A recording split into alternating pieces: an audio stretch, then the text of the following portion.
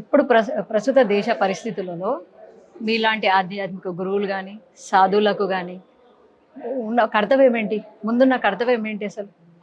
అమ్మ, అందరం కలిసి దేశాన్ని నిలబెట్టాలి. హిందుత్వం ఈ దేశానికి జీవగర్ర. రామాయణం పుట్టిన నేల, వాల్మీకి పుట్టిన నేల, తులసీదాస్ పుట్టిన నేల. అసలు ఇస్లాం క్రైస్తవం దీనికి సంబంధం లేని నేల. వాళ్ళు వచ్చి మనకు ఉపన్యాసాలు ఇవ్వడం ఏంటి? మనం 26 క్వశ్చన్లు ఇచ్చాం. అవును, ఇందులో ఏది ఇందాక A to Z అవేనా? ఇవే. ఒక మంచి అమ్మ ఉందా ఇస్లాంలో, క్రైస్తవంలో? అమ్మే లేనప్పుడు ఆ మతాలు ఎందుకు చెప్పు? అమ్మకానికి తప్ప. నాకు అమ్మ లేదు అంటే ఎలా? మీరు ఎలా అంటున్నారు? ఖురాన్లో ఏమన్నా ఉన్నారా? మా అమ్మ. ఇప్పుడు మనకున్నారు. అదే మా అమ్మ తెలుసు, అమ్మ తెలుసు, అంత మీకు కూడా తెలుసు. అర్థం కాదు. మనం అమ్మ అంటే మన అమ్మ పేరు చెప్తాం. అవును. సీతమ్మ పేరు చెప్తాం. అవును. డొక్కా సీతమ్మ పేరు చెప్తాం. అవును. వాళ్ళు ఏం పేరు చెప్తారు? వాళ్ళ మతంలో బొమ్మే తప్ప అమ్మ ఎక్కడ ఉంది? మనకు మాతృదేవో భవ, పితృదేవో భవ, ఆచార్య దేవో భవ, అతిథి దేవో భవ. ఓల్డ్ ఏజ్ హోమ్ కాన్సెప్ట్ ఆల్దే, కాన్వెంట్ కాన్సెప్ట్ ఆల్దే. మనం సిగ్గులేని వాళ్ళ వల్ల మనం ఎందుకు వెళ్తున్నాం మరి అందులోకి? సిగ్గులేక. చెప్పాను కదా, స్వాభిమానం లేని హిందువులు కమ్యూనిస్టుల కంటే, కాంగ్రెస్ వాళ్ళ కంటే, ఇస్లాం కంటే, క్రైస్తవం కంటే ప్రమాదం. అన్నీ ఒకటే కదా నిరూపించడం. కాబట్టి హిందువులు నటించడం మానేయాలి. స్వామి వివేకానంద చెప్పారు, ఒక్కసారి ఈ దేశంలో హిందుత్వం నశిస్తే ప్రపంచంలో మానవత్వం నశిస్తుంది. ఇంత పసుపు ముద్ద పెట్టి, కుంకుమ పెట్టి గౌరమ్మ గౌరమ్మ అని పాడతారు. శ్రీలక్ష్మిని మహిమలో గౌరమ్మ చిత్రమై తోచునమ్మ, గౌరమ్మ చిత్రమై తోచునమ్మ. ఇంత మట్టి ముద్ద వినాయకుడిని చేసి పూజిస్తారు. వాళ్ళేమో విగ్రహారాధన చేయవాళ్ళు నరకానికి వెళ్తారంట. కొన్ని ప్రూఫ్స్ ఉన్నాయంటే లేదు. నాకు కామెంట్ పెడతారు, రే రాధమనోహర్, నువ్వు నరకానికి వెళ్ళాక తెలుస్తుందిరా అంటాడు. నేను వెంటనే నెంబర్ పెట్టి, మీరు ఆల్రెడీ అక్కడే ఉన్నారుగా, లొకేషన్ పంపండి, వచ్చేస్తాను. అర్థమైందా? అర్థమైంది. ప్రభుజీ, నాకు ఇక్కడ ఒక సందేహం. విగ్రహారాధన వాళ్ళు నమ్మరు, మరి వాళ్ళకు కూడా ఏదో ఉంటది కదా. అక్కడ ఏదో గుడ్డ కప్పినా ఏదో ఉంది, అక్కడ క్రాస్ ఉన్నా ఏదో ఉంది, మరి అది కూడా అమ్మా లాజిక్ లేదమ్మా. అదే అంటున్నా నేను. ఇప్పుడు మీరు ఇప్పుడు ఏం తింటారు ఇంటికి వెళ్ళాక? నమ్మో చెప్పదు. నా ఇష్టం ఏంటమ్మా? నా ప్రమేయం ఏంటి మీ తిండిలో? అవును. ఏయ్, నువ్వు రాత్రి బిర్యానీ తినాలి, నువ్వు రాత్రి పండ్లే తినాలి. హూ ఆయమై? ఎస్. మీ బాడీ, మీ యొక్క ఆరోగ్యం, దాన్ని బట్టి మీరు ఉంటారు కదా. ఈ మూర్ఖ మతాలు ఏమంటాయంటే దేవుడు ఉన్నాడు కానీ వాడికి మేము పేరు పెట్టాం, ఆ పేరుతోనే పిలవాలంటాడు. లాజిక్ ఉండదు. పోనీ విగ్రహారం చేయకూడదు అంటాడు కదా. పోనీ వాళ్ళు నమ్మిన దైవం అనే బొమ్మ మీద ఉమ్మేయమంటే వేడు. ఇప్పుడు విగ్రహమే లేదని అర్థమైంది, నాకు లాజిక్ అర్థమైంది. ప్రపంచంలో లియోనార్డో ఎక్కడో ప్లేస్లో పెద్దదే జీసస్ విగ్రహం ఉంది, ఇలా ఉంటాడు. సేమ్ దాని రెప్లికా నెల్లూరులో పెట్టారు. ఓకే, చిన్నది. నేను కారులో రిటర్న్ వెళ్తూ తిరుపతికి చూశా. ఇదేందే నేను ఏడా చూడలే అన్నాను. నిజంగా అది పెట్టించింది కూడా అలా అన్నోడే. ఇదేంది నేను ఏడా చూడలే, ఈడెమ్మా బడవ అంటాడు కదా, అతనే పెట్టించాడు. ఓకే. నేనేమంటే విగ్రహారాధన వ్యతిరేకించే ఎనీ గొర్రెల్స్, ఇంకా బాగా చెప్పాలంటే హిందువులకే పుట్టిన గొర్రెల్స్, నీతి లేని గొర్రెల్స్, ఉయ్యండిరా అంటాను నేను, పడగొట్టేయండి అంటాను. అలా అంటే దాన్ని వ్యతిరేకిస్తున్నారు. కాబట్టి కేవలం mentally week fellows can join in Christianity. Okay. ఇంకో జోక్ చెప్తా. మన పెద్దవాళ్ళు ఏం చెప్పారు? Simple living, high thinking. అంటే ఏంటి? సరళంగా జీవించడం, ఉన్నతంగా ఆలోచించడం. సతీష్ కుమార్ ఎలా ఉంటాడు? పైన కోటు, కింద boot, suit boot. Is doing loot. Those who are going they are లపుటు. వీడికి సూట్ ఎందుకు? మా చిన్నప్పుడు చిట్టిబాబు అని ఓ పాస్టర్ ఉండేవాడు, మా షాప్లో అద్దెకుండేవాడు, చెప్పుల షాప్. ఓకే. తర్వాత పాస్టర్ అయ్యాడు. సైకిల్ వేసుకుని తెల్ల బట్టలు వేసుకుని తిరిగాడు. మమ్మల్ని పేరు పెట్టి పిలిచేవాడు, ఎందుకంటే పిల్లం కాబట్టి. మాకేం గొడవ లేదే, మాతో ఎప్పుడు గొడవ పెట్టుకోలేదు.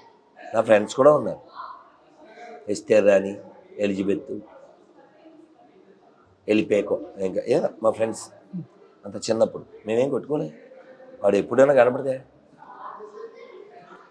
వాడు పలకరిస్తాడు.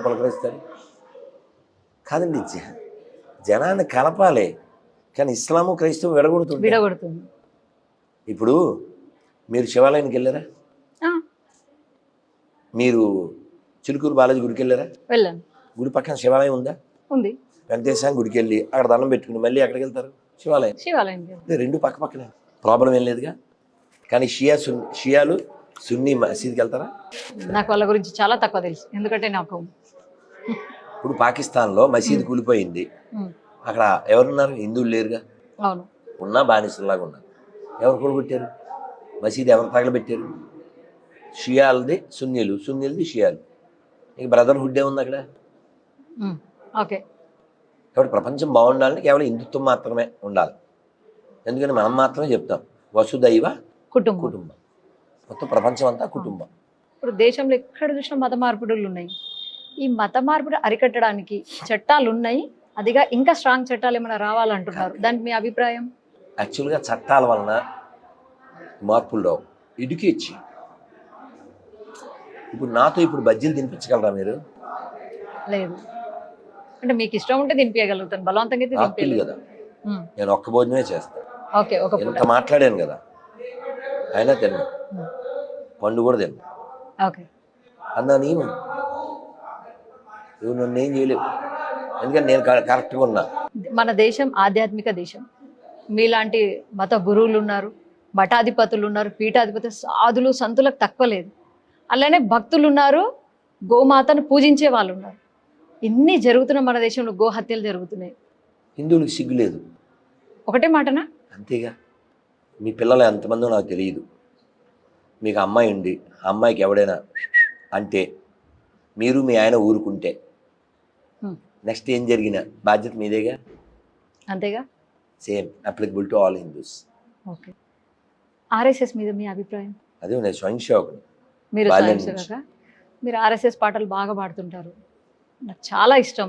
నాకు కూడా కొన్ని పాటలు, జయము జయము భారత మాత ఆ పాట కానీ, జన జాగృత నవ భారత మహోదయ, అవన్నీ 35 ఏళ్ళ నుంచి పాడుతున్నాం మేము, మోర్ దెన్ 30 years. మొన్న కూడా పాట రిలీజ్ చేశాం. ఇప్పుడు మీరు అడుగుతున్నారు కాబట్టి నేను అంటున్నాను, యాక్చువల్గా ఎక్కడ ఏం జరిగినా, ఒక మత మార్పిడి జరిగింది, ఒక అమ్మాయికి ఏదో జరిగింది అంటే విహెచ్పి, ఆర్ఎస్ఎస్ మీలాంటి వాళ్ళు వస్తారు. మిగతా వాళ్ళు ఏం చేస్తున్నారు? వాళ్ళు హిందువులు కాదుగా. అలాగే అనుకోవాలా? ఇప్పుడు అనుకోవడం ఏంటి? స్వామి వివేకానంద చెప్పారు, నేను కాదు. నీ సాటి హిందువుకి అన్యాయం జరిగినప్పుడు నీ రక్తం మరగకపోతే నువ్వు హిందువు కాదు. వివేకానందుడు ఇంకొక మాట కూడా చెప్పారు, ఇనుము ఉక్కు కండరాలతో 100 మంది ఉన్న చాలు యావత్ భారతదేశాన్ని మారుస్తాను అంటే, 100 మంది మనకు దొరకరంటారా నౌడేస్? కానీ ఒక మాట చెప్పనా, కేవలం శారీరక బలం వల్ల ఫలం లేదు. ఓకే. మనోబలం. ఓకే. అష్టావక్రుడు తెలుసా? అష్టావక్రుడు తెలియదు. వాళ్ళ నాన్న కడుపులో ఉన్నప్పుడే, వాళ్ళ అమ్మ కడుపులో ఉన్నప్పుడు వాళ్ళ నాన్న పాఠం చెప్తుంటే మీరు సరిగా చెప్పట్లేదు పాఠం అన్నాడు. ఓకే. కడుపులో ఉంది. ఓకే. అది కెపాసిటీ ఆఫ్ ఏ బేబీ. వాళ్ళ నాన్నకి మండి, ఎరా నువ్వు అలా బయటికి రాకుండానే వాగుతున్నావు, నువ్వు యూ బికమ్ విత్ 8 వంకర్లు అంటే వాళ్ళు మనం మారుతున్నాం కాబట్టి. పాయింట్ వినండి, అలా చేపించారు. ఈయన పుట్టాడు 8 వంకర్లతో పుట్టాడు, అష్టవంకర్లతో. అష్టావక్రుడు. ఓకే. స్ట్రాంగ్నెస్ ఎలా ఉండాలని చెప్పనని చెప్పి. ఓకే. ఆయన తెలియక వాళ్ళ తాతగారినే నాన్న అనేవారు. వాళ్ళ నాన్నని ఓ రాజు బంధించాడు. ఓకే. ఈయనకి తెలిసింది, ఈయన పాండిత్యం వల్ల వెళ్ళి వాళ్ళ నాన్న విడిపించాడు. అయితే ఈయన ఒక రాజుగారి దగ్గరికి వెళ్తే ఆ సభలో ఉన్న వాళ్ళందరూ హాహాహా అని నవ్వారు. ఓకే. ఆయన సైలెంట్గా వెనక్కి వెళ్ళిపోతున్నారు. మహర్షి వెళ్ళిపోతున్నారు ఏంటి అన్నారు. అబ్బాయి ఇదేదో పండితుల సభ అనుకున్నాను, మటన్ షాప్ అని తెలవక అన్నారు. అదేంటి అంత మాట అన్నారు?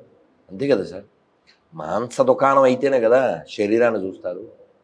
నవ్వేరు, ఆత్మను చూసేవాడు నవ్వడు కదా. మీరు మాంసనేత్రాలతో చూస్తున్నారు, వాళ్ళు సిగ్గుతో తలంచుకున్నారు. అది స్ట్రాంగ్నెస్. ఇప్పుడు గోహత్య కాకుండా జీవహింస గురించి చాలా అన్యాయం కదా. మొన్న మధ్య అంటే చాలా వీడియోలు చాలా బాధగా ఉంటుంది. నిన్న కూడా ఒక వీడియో, కోడి పట్టుకుని ఇలా కోసాడు, ఆ పిల్ల దాని మీద నీళ్లు పోస్తుంది తల మీద, ఆ బాడీ ఇలా ఊగుతుంది. మనం ఇక్కడ చూస్తూ ఉంటాం. ఒకసారి కారులో వెళ్తూ చూసా, వాడు ఇలా కోస్తున్నారు, సగం సగం మొత్తం కోయడు. హలాల్ అంటారు. హలాల్. కొంచెం కోసి వదిలేస్తారు. అది కొట్టుకుని కొట్టుకుని కొట్టుకుని కొట్టుకుని చావాలి, ప్రాణభీతి. నువ్వు దరిద్రుడు కాబట్టి నువ్వంటే కామన్ హిందూ, భయ్యా అలా హోగయ్యా చక్కగా వాళ్ళు ఉమ్మేసి చాలా భయంకరంగా కోస్తే తింటారు. మాతే ఖానేకు అంతేనా? ఎవరు మారాలి? మన వాళ్ళు కూడా జీవహింస చేస్తున్నారు కదా. ఎందుకు చేయాలి? జ్ఞానం లేదు కాబట్టి. జ్ఞానం లేదు. నేను ఒక్క భోజనంతో ఉంటున్నానుగా, నెలకు 30 భోజనాలు చేయను నేను. ఎందుకు చేయను? ఏకాదశి 2 సార్లు వస్తుంది, అవును, 15 రోజులకు ఒకసారి. కృష్ణాష్టమి వస్తుంది, రామనామం వస్తుంది, ఇలా బోల్డ్ పండుగలు వస్తాయి. అవును, ఉపవాసం, నీళ్ళు కూడా తాగం, నిర్జల ఏకాదశి అలా ఓకే. చెప్తాను. మరి ఉన్నాగా, నువ్వేమో జొమాటోలో టమాటా బాత్లు, కేఎఫ్సీలు, జంతువులు. విజయవాడలో ఈట్ స్ట్రీట్, మేము కారులో వెళ్తున్నాం కాబట్టి బతికాం. అదే కదా. నడిచి అయితే బతకలేం. కారులో వెళ్తుంటే అటు ఇటు కొండ బిర్యానీ, వీడి పెండాకుడి బిర్యానీ, రకరకాలు అన్ని జంతువులు. తినేది మన జంతువులు. ఎందుకు తినాలి? నీ మీదే నీకు ప్రేమ లేదు. ఓ జీవిని తినాలంటే ఎందుకు తినాలి? టేస్ట్ కోసం. టేస్ట్ దేనికి? టేస్టింగ్ బడ్స్ కోసం అంతే. నాలిక. నీకేం హక్కు ఉంది? What right you have? Hare Krishna ప్రభు. నాన్న, హరే కృష్ణ తల్లి.